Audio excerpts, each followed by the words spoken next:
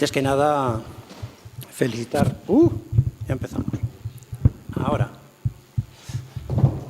Felicitar a Fernando por esta iniciativa extraordinaria, tantos ponentes de tanto nivel. Ayer estuve por aquí y disfruté muchísimo. Y hay muchas de las cosas de ayer y sobre todo de hoy con Carmelo que tienen muchísimo que ver con esa sagrada ciencia que se llama alquimia, ¿no? Que en realidad es filosofía natural, luego lo veremos. Gracias a todas las personas, a las organizaciones que han podido participar para que este evento sea posible. Muchas gracias a ustedes por estar aquí. He venido lloviendo, llovizneando, se está muy bien en casa con la calefacción y muchos de ustedes están aquí, ¿no? para escuchar al loco a ver qué dice de la alquimia, ¿no? Bueno, les voy a explicar una historia. La historia de un chaval que se enamora o se apasiona de la alquimia y vamos a seguir un poco el curso de su proceso y él nos va a ir llevando a los descubrimientos que el chaval fue encontrando y una vez en su madurez, cómo fue aplicando esos conocimientos, cómo ese chaval se construyó un laboratorio. Cuando era pequeño pensaba que eso sería imposible para intentar desgranar los misterios naturales que dicen los antiguos alquimistas. La culpa de todo empezó hace 46 años. Yo estaba con mis padres, ya estoy diciendo ya que el joven era yo, en un área de servicio, lo he dicho muchas veces, en un restaurante de una autopista catalana y en la zona de los libros y venta de objetos de regalos vi lo que antes era un rodillo de libros. Muchos de ustedes por su edad seguramente no los habrán visto, pero también hay gente que sí que los habrá visto.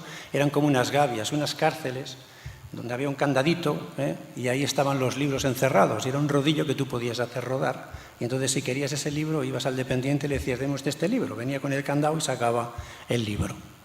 Esto luego pasó con los cassettes, luego pasó con los DVDs, con los vídeos, etcétera, etcétera. Hoy no.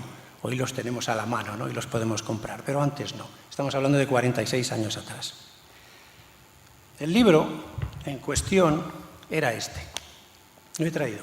Pobrecillo está, como podéis ver, desgranado de tanto tute que tiene.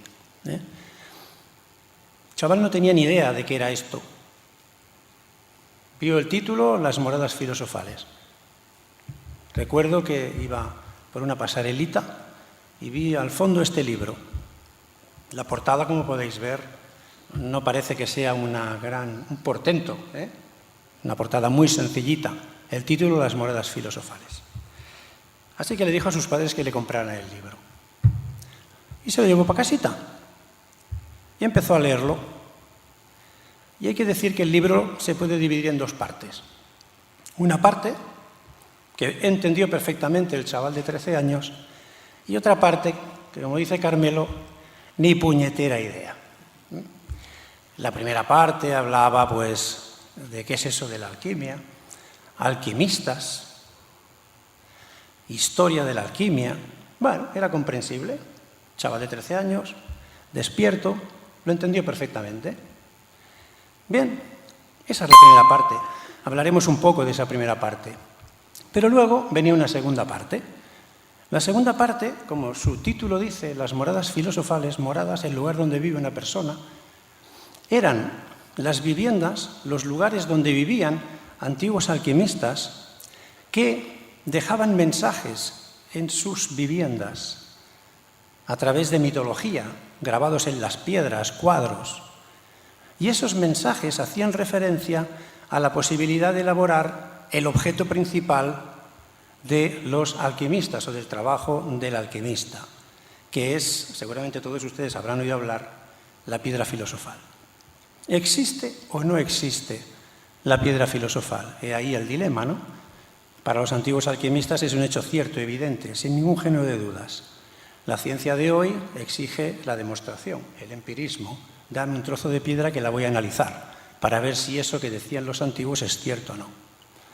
Una de las cosas que el chaval leyó en este libro y que le apasionó fue que esta piedra filosofal, que era un producto elaborado con las manos del artista alquimista, que luego veremos que los verdaderos alquimistas no se llamaron nunca alquimistas, eran filósofos, y luego incidiremos en eso, vio que se hablaba, el autor, que no he hecho referencia de él, un tal Fulcanelli, que no se sabe quién es, autor anónimo, Fulcanelli, Fulcan, volcán, Helios, el sol, el volcán del sol, la luz.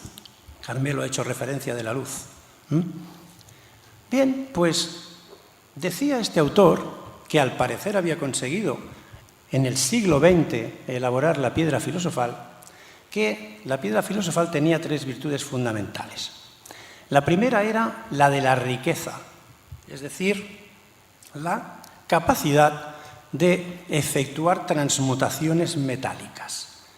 Tú pones en un crisol, le pones plomo, calientas el plomo, lo fundes, le ponías un poquito de esa piedra filosofal, la envolvías antes con un poco de cera, como dicen ellos, eso se colocaba en el crisol con el plomo u otro metal en fundición y al cabo de 10 o 15 minutos se producía una transmutación, un cambio de estado de la materia.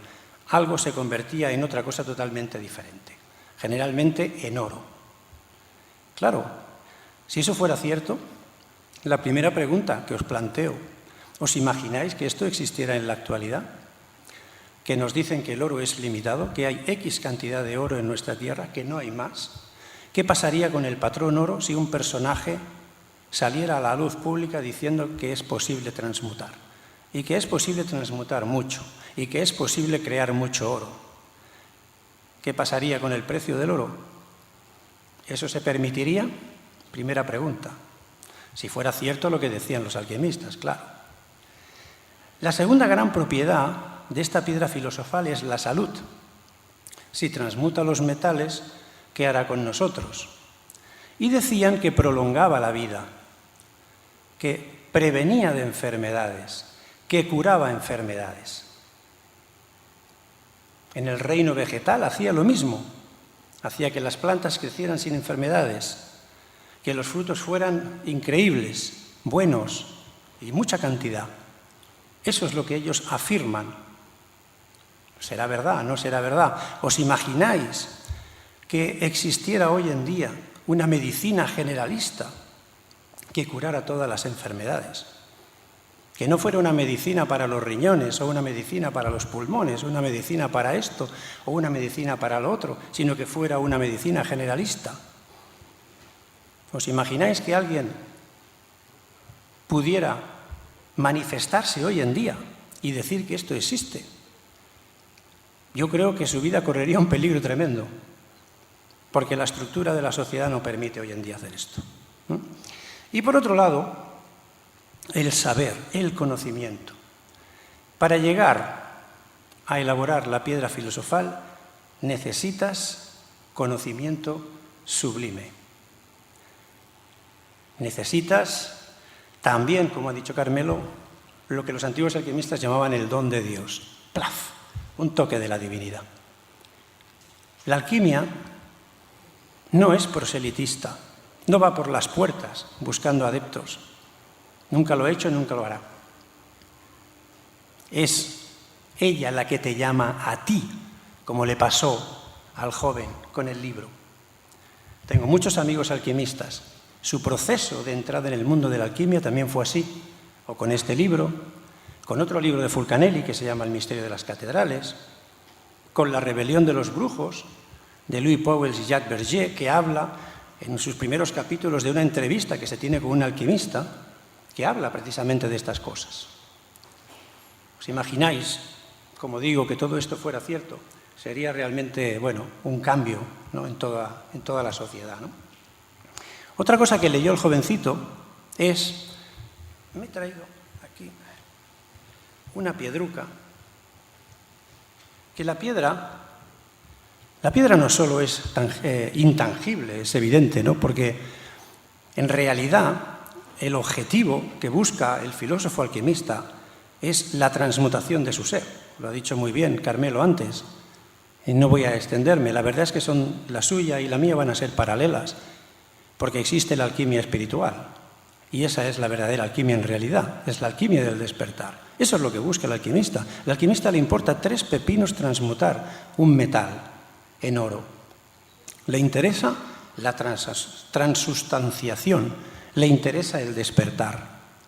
Antes Carmelo decía que el carbono se convierte en un diamante al cabo de miles y miles de años y que los alquimistas son capaces de hacer las cosas en mucho menos tiempo. Conocen las reglas de la naturaleza, los procesos naturales y los aceleran. La alquimia siempre es evolutiva. Nunca ha aparecido un proceso de transmutación de oro en plomo. No, siempre hacia la perfección, siempre hacia arriba. El alquimista, con la piedra, lo que busca es transmutarse, transustanciarse. Es un producto que le ayuda en su transmutación personal. Lo perfecciona, lo desdensifica, lo sutiliza. Ese es el verdadero objetivo de la alquimia real. No obstante, el chaval también leyó en este libro, precisamente, que la piedra filosofal que fabricaban esos antiguos alquimistas era tangible. Era como una piedra que tengo yo aquí. Así, yo tengo aquí un cuarzo. Imaginaros que esto fuera rojo, que fuera pesado, que fuera translúcido, que dejara pasar la luz, que fuera cristalino, que se pudiera picar con un martillo, que al fuego se convirtiera en algo parecido a la cera, pero luego con la temperatura normal volvería otra vez a su consistencia salina. Eso era la piedra. Así está definida en los textos clásicos de alquimia. Eso es lo que buscaban, algo tangible, que no solo les ayudaba a la transmutación metálica, sino que la ingesta controlada, porque una ingesta descontrolada provocaba la muerte, una ingesta controlada podía alargarles la vida, despertarles, convertirlos en un alma despierta, como decía antes Carmelo. Se dio cuenta el chaval que más que hablar de la historia de la alquimia, porque la historia de la alquimia se remonta a miles de años atrás, ya decía Carmelo, los antiguos egipcios, ¿no? Ya se practicaba la alquimia entre los sacerdotes, era una ciencia sagrada y secreta, solo accesible a muy pocos, requería también iniciación, pero se dio cuenta de que no había que hablar realmente de una historia de la alquimia, sino de una alquimia de las civilizaciones, porque está en casi todas las civilizaciones que nosotros hemos conocido, en la civilización egipcia, en la civilización griega, en la judía, en la latina, llegó a nosotros en la Edad Media, en el Renacimiento, en el Barroco. Estamos hoy en día hablando de alquimia, incluso la ciencia habla hoy de alquimia. Los árabes, que fueron los que trajeron de Egipto la alquimia y le trasladaron aquí también de nuevo para resurgirla, porque existía la alquimia del Mediterráneo, ¿no? Egipto y toda esta zona está en el Mediterráneo. Pero qué casualidad, también en Oriente, en China, en la India, se practicaba la alquimia desde hace miles de años. Y lo más bueno de todo esto, que estamos hablando de miles de años atrás, es que los principios que mueven a la alquimia, que la desarrollan, que aplica el alquimista del siglo XXI, son exactamente los mismos. Prácticamente no hay diferencias. Un alquimista de hace 2000 años haría alquimia como puede hacer uno de hoy en día en el siglo XXI. Lo único que cambia es el aparataje y las facilidades que tiene. Antes no había termómetros, ahora los hay. Ahora tenemos unas vasijas de vidrio poderosas que aguantan muy bien la presión y las temperaturas. Antes tenían que trabajar el vidrio muy bien, si no todo se reventaba. Fijaros, el joven vio que la alquimia, sobre todo ya sobre todo en el Renacimiento, ¿no? En la Edad Media y después ya en el Renacimiento, en la época del Barroco también, se practicaba en diferentes lugares. La alquimia no es para todo el mundo, eso de entrada hay que entenderlo, no solo por la dificultad de su método, porque los libros verdaderos que hablan de alquimia son auténticos puzzles. Además, utilizan un lenguaje muy difícil de comprender.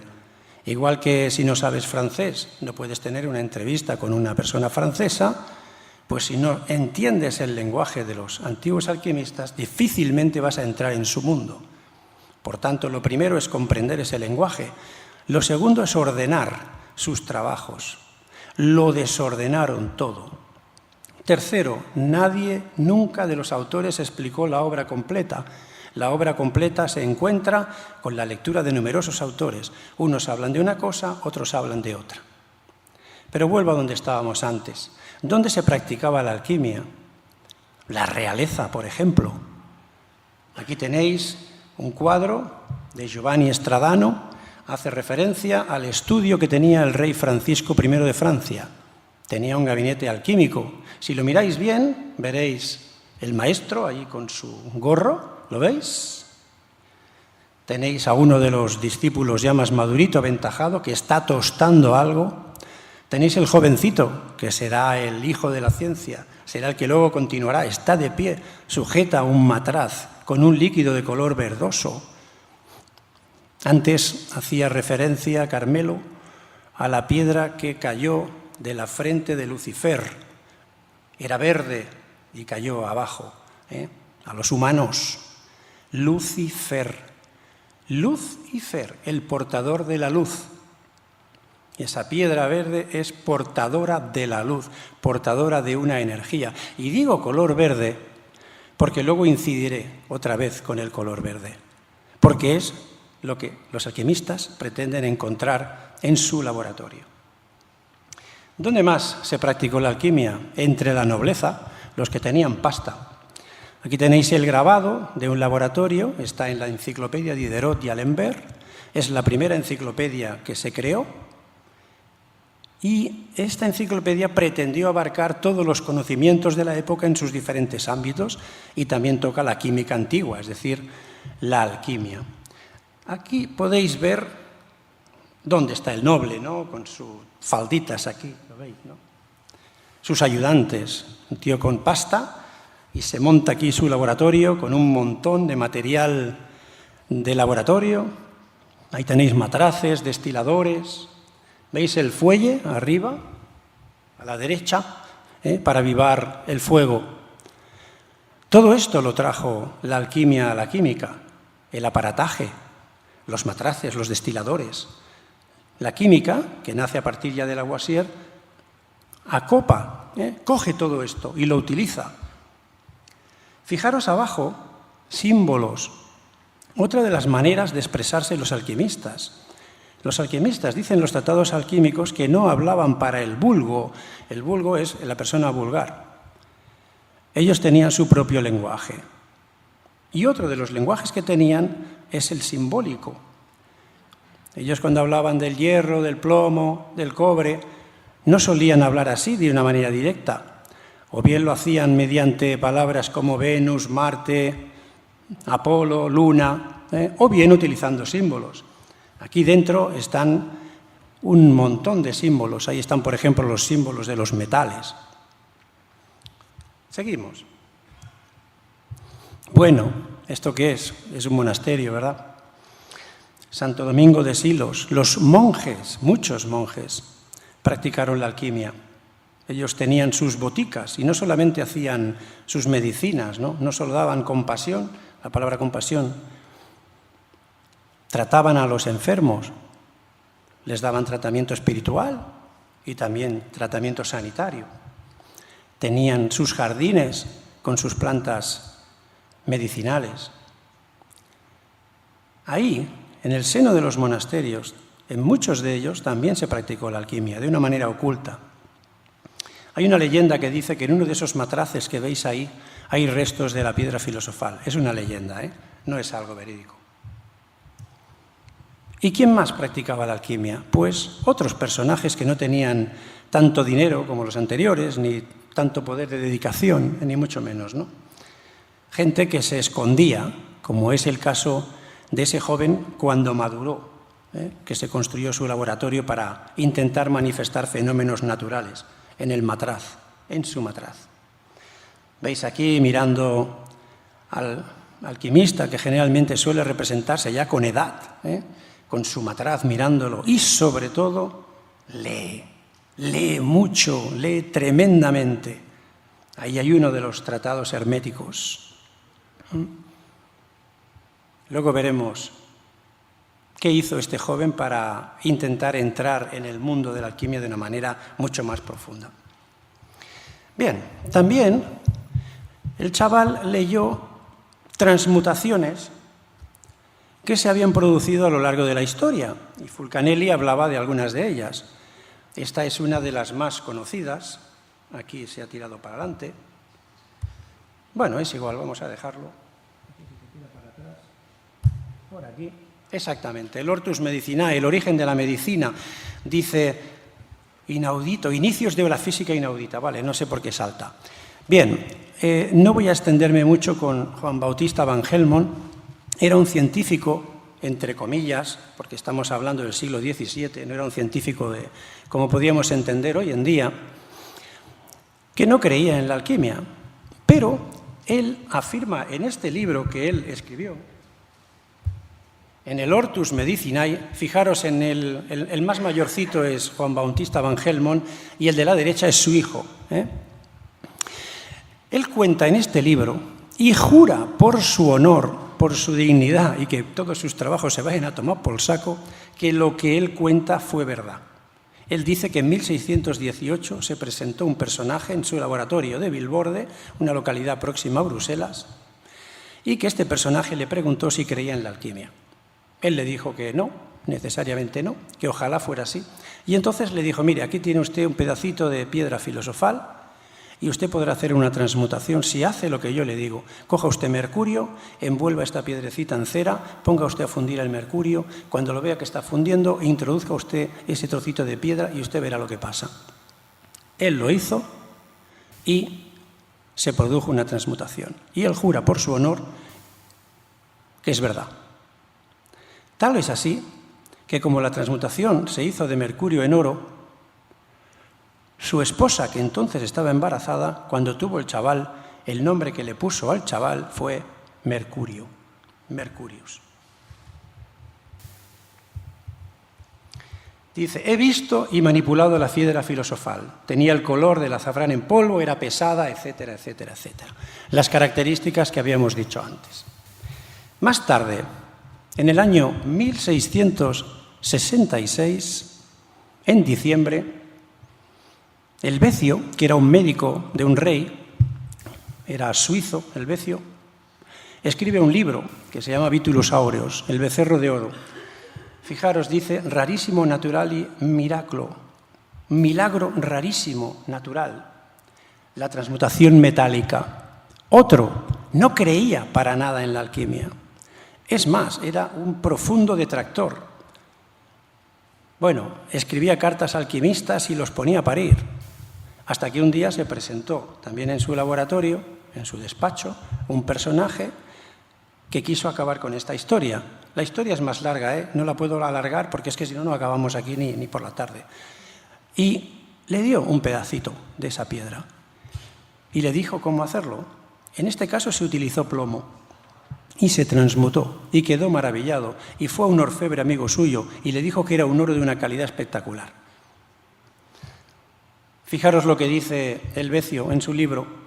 Busqué un viejo tubo de plomo, lo coloqué en el crisol. Cuando se hubo fundido, mi mujer echó el polvo de protección envuelto en cera. Entonces la materia entró en ebullición y se dejaron oír fuertes silbidos. Al cabo de 15 minutos, la totalidad del plomo se había convertido en oro. Pero ¿qué pasa? Que es un oro perfecto. Y hoy en día difícil es encontrar oro perfecto. Incluso el que compramos a través de un lingote, está en una perfección del 99,99%. Y eso le provocó muchos problemas a los alquimistas de la época, porque los orfebres empezaron a detectar que ese oro tan perfecto tenía que ser producto de una transmutación. Dice Ireneo Filaleteo, uno de los grandes alquimistas, que tuvo que salir de noche vestido con una peluca y salir corriendo porque él utilizaba ese oro proyectado para poder subsistir y además sanaba gente. Y al cabo de un tiempo la gente pues decía, uy, este tío es muy raro porque está haciendo estas cosas, y iban a por él. Y entonces tenía cada 2 por 3 que cambiar de lugar. Seguimos. Otra transmutación muy famosa es la que Michel Sendivogio realizó en un palacio en Praga ante el emperador Rodolfo II. Es tan conocida que hasta se ha puesto en cuadros. Ahí tenemos al viejecito que está haciendo la transmutación ante el emperador, el Rodolfo II. De hecho, no era él el verdadero alquimista, Michel Sendivogios. Heredó la piedra filosofal de un tal Alexander Seton, que decían era un alquimista que se hacía llamar el cosmopolita. Cosmopolita, ciudadano del cosmos. Consta en las crónicas, y eso es cierto, históricas, que el emperador hizo esculpir una lápida, una piedra, en conmemoración de este hecho y que se puso en el estudio donde se hizo esa transmutación y que además el emperador ordenó que con ese oro transmutado se hicieran monedas. Esas monedas estuvieron, al parecer, en un museo hasta que desaparecieron, igualmente que la placa también conmemorativa. Bueno, el chaval, cuando llega a la lectura de estas cosas más normales y empieza a leer eso tan complejo que ya no podía entender, dice, bueno, esto no es para mí, esto construir un laboratorio, pero ¿qué dices, no? Y trabajar con materias, bueno, eso no puede ser. Así que la alquimia durmió y fue reemplazada por filosofía oriental, muy cercana también a toda la sabiduría que nos ha marcado Carmelo, ¿no?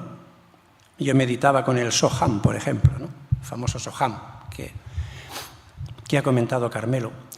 Y así estuve 20 años hasta llegar a los 33.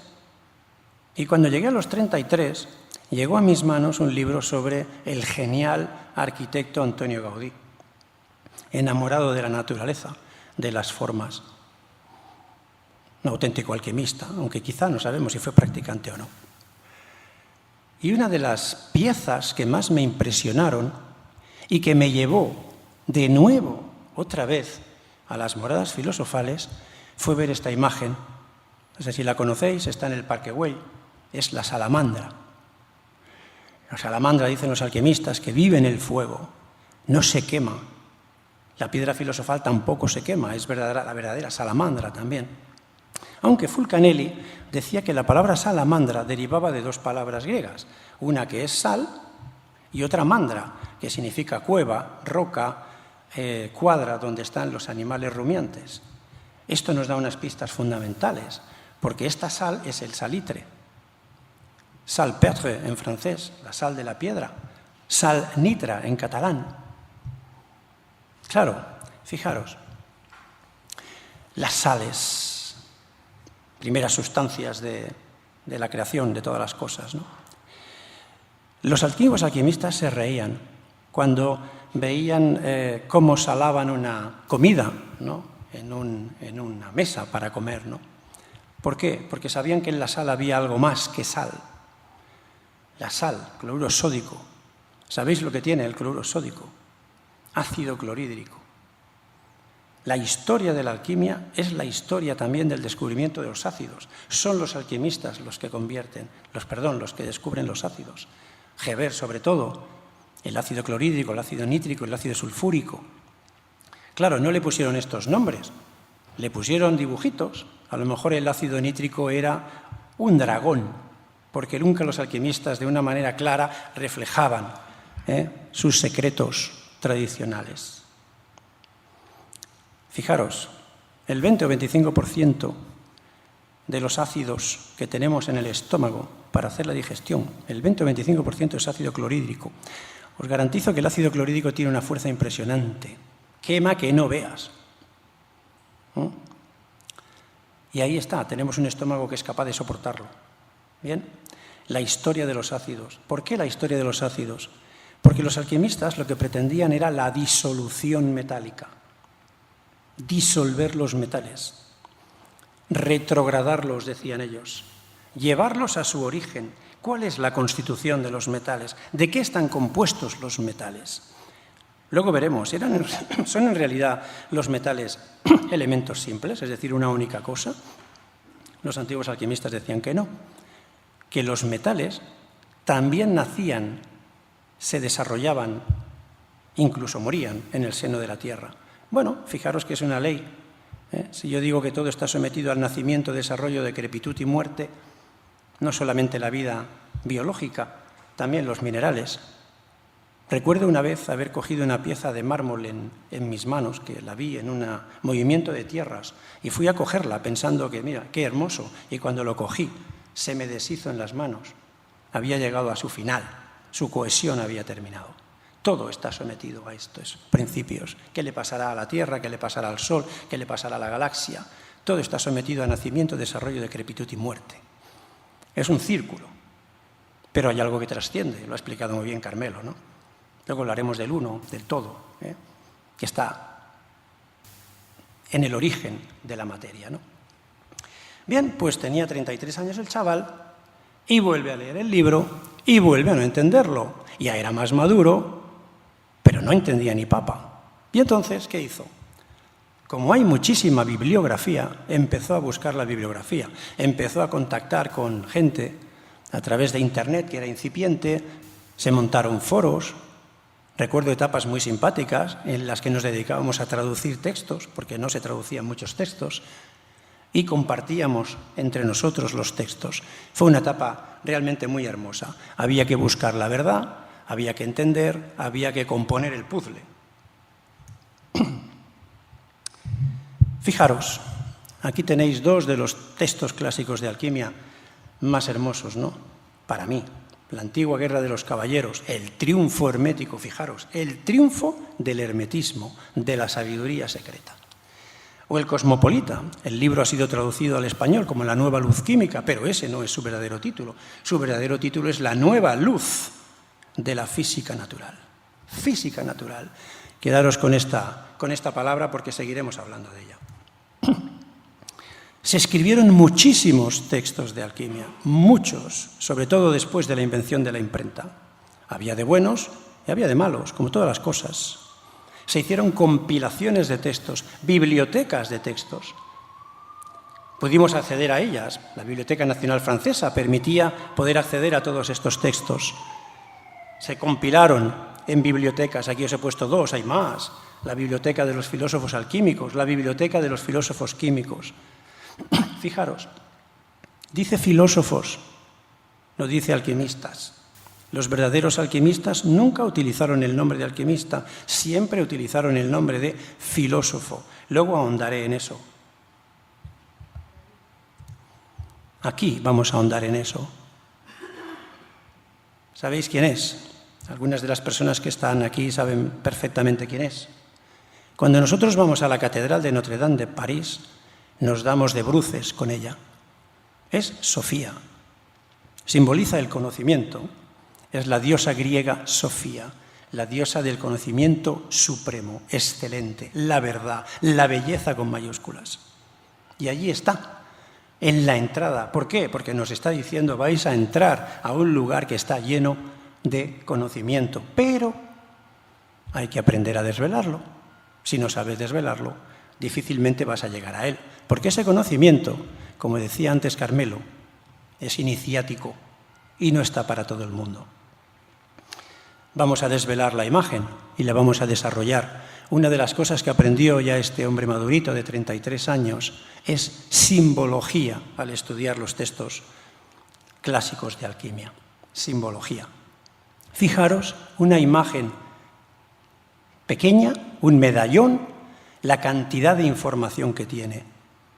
Los antiguos eran muy listos y sabían que las imágenes se recuerdan muchísimo más que las palabras.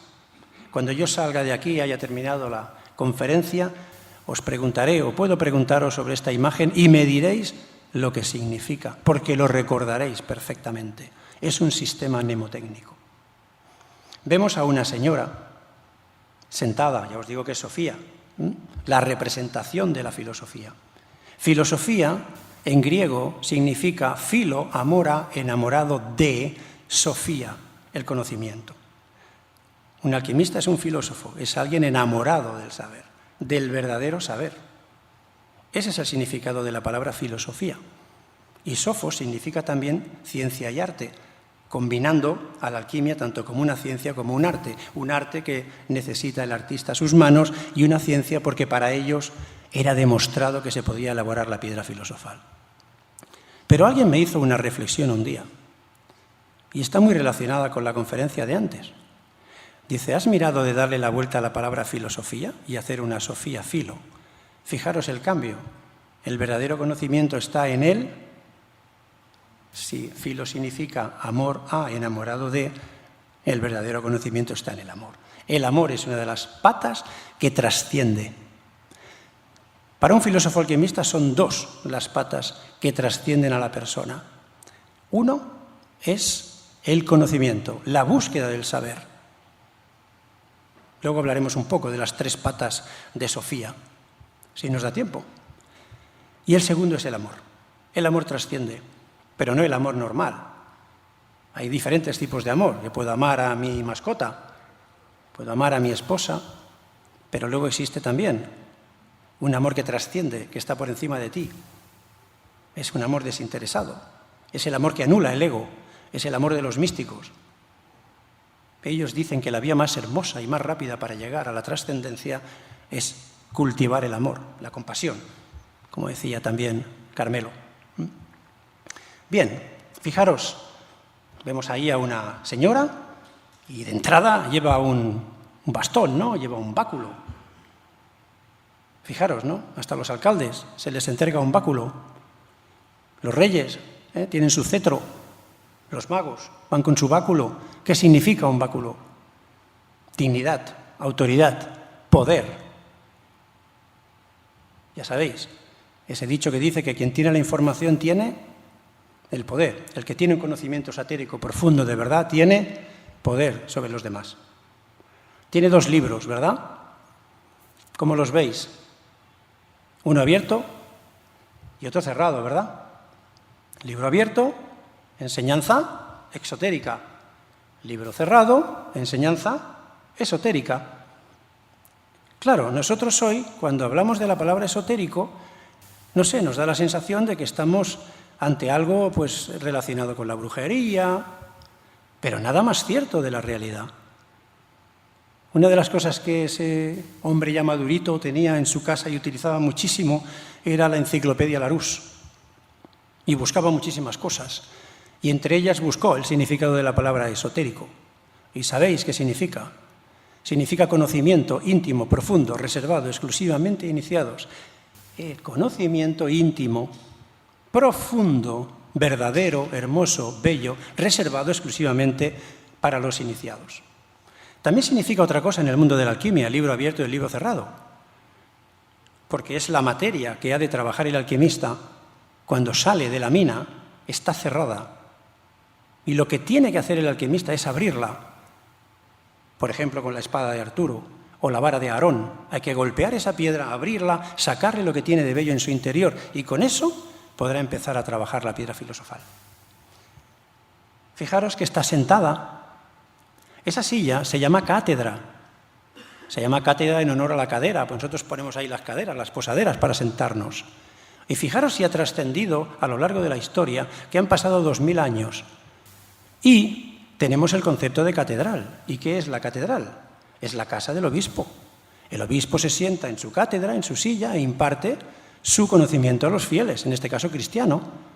Fijaros el catedrático se sienta en su silla, en su cátedra, e imparte clase a sus alumnos, la clase magistral.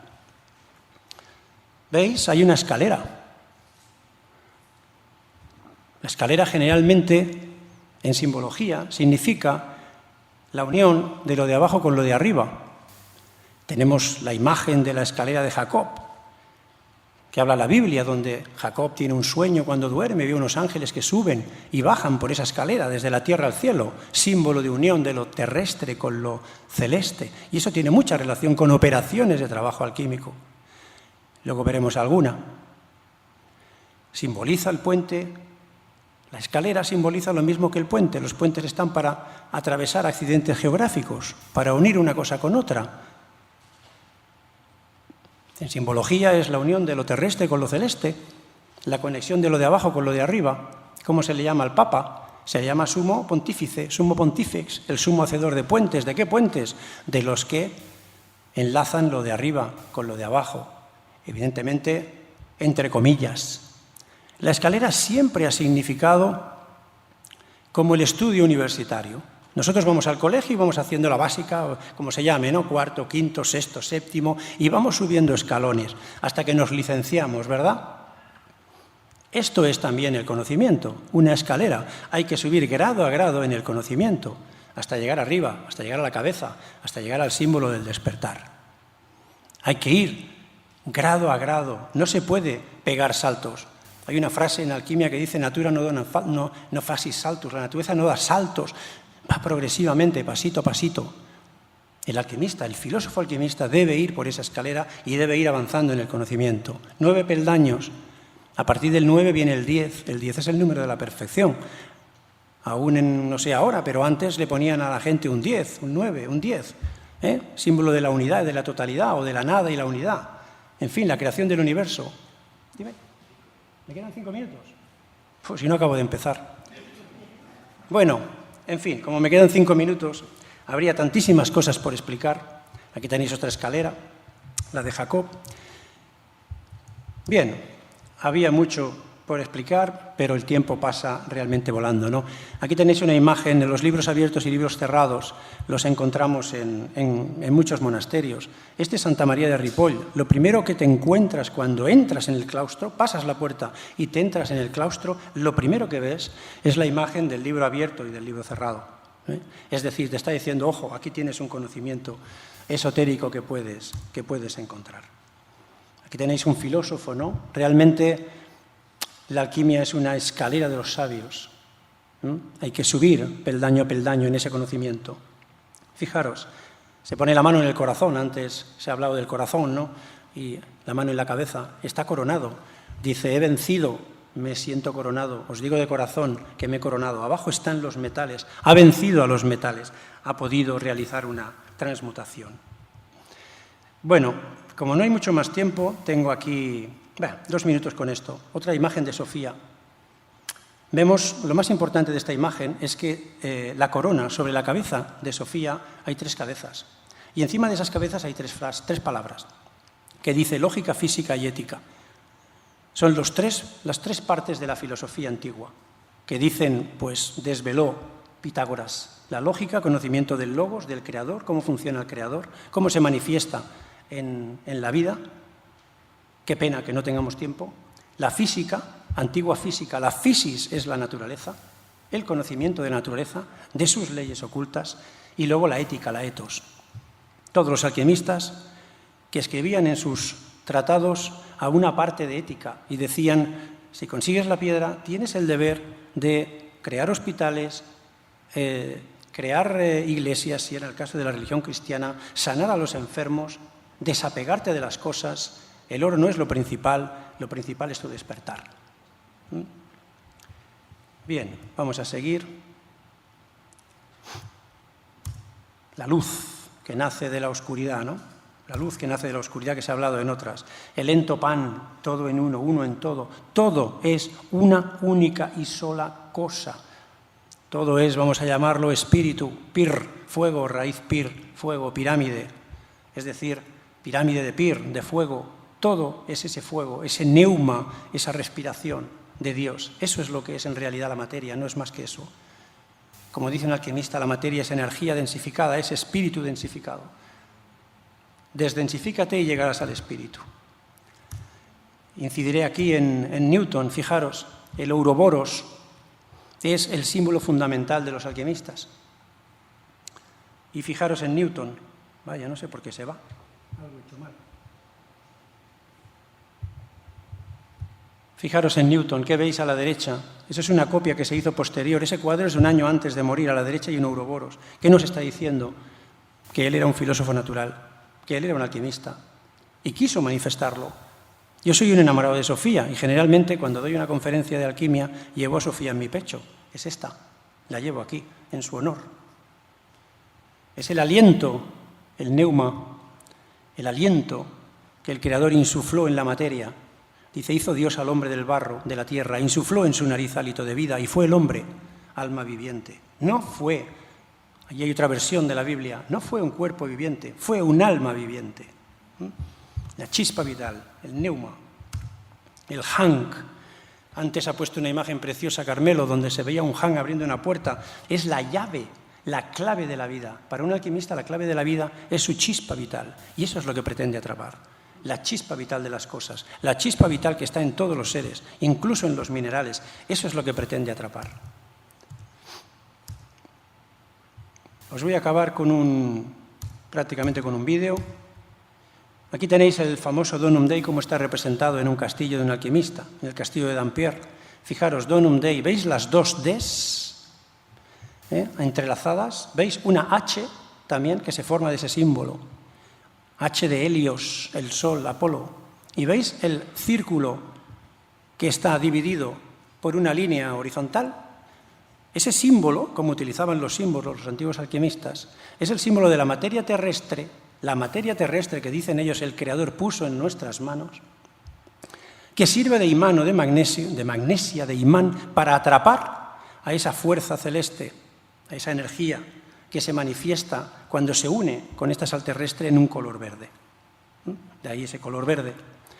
Resulta que cuando utilizaban la imagen de la sal celeste, esta que busca el alquimista atrapar, que está en el cielo oculta, lo hacían con el círculo con una línea vertical. Fijaros, si vamos atrás, recordaréis la imagen de Sofía, cómo la escalera formaba ese círculo vertical. Estaba refiriéndose precisamente a esa sal oculta. Dentro de la... Bueno, os voy a pasar esto, no sé si va a funcionar, pero esto de la divinidad o toques de la divinidad, yo no sé si esto se va a oír. A ver si se va a oír. Vamos a ver si se huele.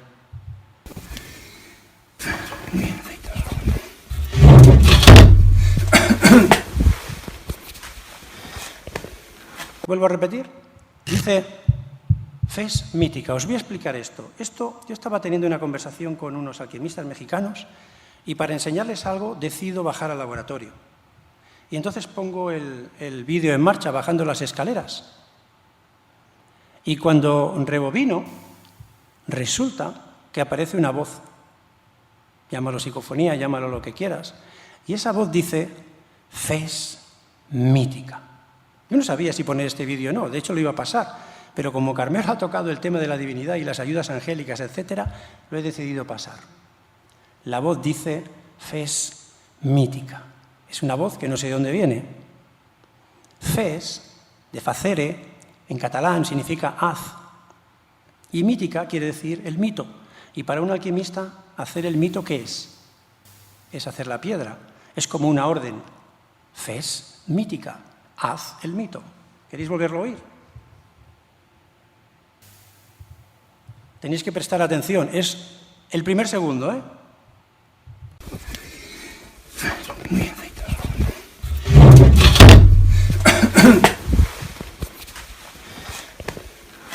Se oye perfectamente. Bueno, aquí quería hablaros de lo que dice la ciencia hoy, cómo los alquimistas ya sabían lo que la ciencia de hoy está explicando. En fin, hay cosas que quedarán para otro día, las transmutaciones que la ciencia ha hecho. Las transmutaciones existen, las han hecho los científicos. Esta es extraordinaria. En el año 81, pues un científico transmuta bismuto en oro, ¿no? Es algo realmente extraordinario. Hasta un niño de 13 años transmutó. O sea que las transmutaciones no son tan difíciles, ¿eh? Hace unos años el chaval este transmutó. Fusionó dos átomos, dos núcleos de hidrógeno y convirtió el hidrógeno en helio, ¿no? Y lo hizo en un colegio, ¿no? O sea que hizo una pequeña central nuclear en su colegio, ¿no? Bien, termino con un vídeo que dura 7 minutos, donde vais a ver pues el sueño de un alquimista hecho realidad y vais a ver un homenaje que también hacemos a un buen amigo alquimista que falleció hace unos años. Muchos alquimistas trabajamos con el rocío de la mañana porque decimos que atrapa esa energía universal y bien, es un homenaje también para él, ¿no? Para esta persona y los que estuvimos allí reunidos en Sierra Nevada, en Málaga, ¿no?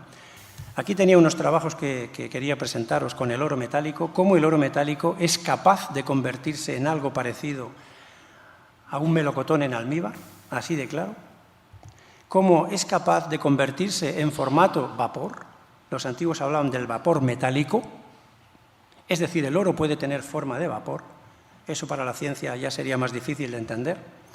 Cómo el oro pasa también por una especie de forma salina cuando sube en forma de vapor y se va condensando en el pico, aparece como una especie de carámbanos dorados y cómo al final acaba convirtiéndose en un aceite. en un aceite transparente, hermoso. Es decir, otro formato del oro. Cuando se llevó a analizar, quien lo llevó a analizar a un orfebre dijo que era oro al 100%. Fijaros que el oro, como mucho, en pureza lo tenemos al 99,99% y para adquirir esa pureza tan grande, al 100%, hay que procederlo a trabajos intensos químicos. Sin embargo, según parece, se consiguió un oro en ese estado.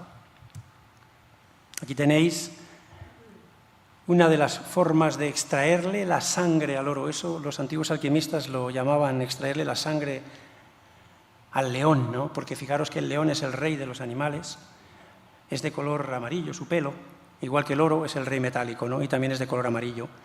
Esa sustancia, ese licor, es capaz de corroer de alguna manera esas bolitas de oro puro, del 99,99%, y extraerle su fuerza, su vitalidad, su azufre, su sangre. Es la primera vez que pongo esto en un congreso, no lo he puesto nunca. Fijaros, una vez ha terminado el proceso, lo que queda son piedras que no tienen ningún valor. Digamos que ha perdido como su alma, ¿no? Ha perdido su fuerza, su vitalidad, su hermosura. Se ha despojado de sus hábitos púrpuras para convertirse en algo que no tiene valor ninguno. Simples piedras. Venga, acabo con esta frase que me gusta mucho, ¿no? Esta quinta esencia se refiere a la piedra filosofal. Fortalece nuestra alma, la despierta. El adepto se convierte en un alma despierta, en una superinteligencia envuelta en un cuerpo terrestre al que sostiene. Si eso es verdad, eso es lo que buscan los alquimistas, ¿no? El despertar, el convertirse en una superinteligencia, en poder ayudar a los demás, etc., etc. Venga, aquí tenéis lo que hizo en vida este chaval, ¿no? Que tenía 13 años, ¿no? Cuando encontró la lámina del Mutus Liber, vio que una de las láminas es uno de los famosos libros, de los textos alquímicos más importantes, una frase que dice ora, es decir, reza, medita, y luego dice leje, leje, leje, o sea, lee continuamente, relee lo que has leído, y al final encontrarás. Y esto es lo que pretendo resumiros en una historia que es este vídeo, si me permites, que dura 7 minutos.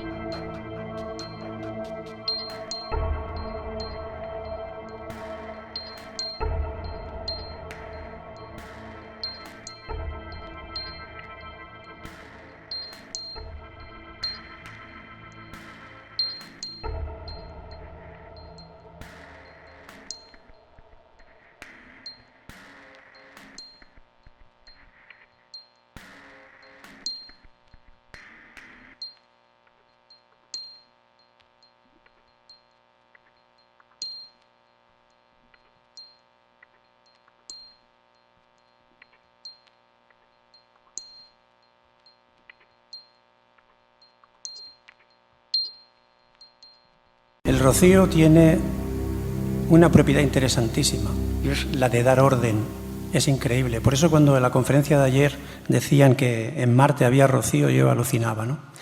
Porque el rocío en contacto con la luz manifiesta orden y produce cristalizaciones espectaculares. Esa imagen de esa pirámide cristalina, pirámide, qué curioso, ¿no? Un químico me preguntó una vez que cómo la había obtenido, ¿no? Porque están acostumbrados a mirar las cristalizaciones y las formas geométricas a través de microscopios, ¿no? Pero no una cosa así tan evidente, ¿no? Formarse cubos y pirámides gracias a la luz y al rocío. Bueno, espero que no os haya aburrido mucho. Venga, ha sido un placer estar con vosotros.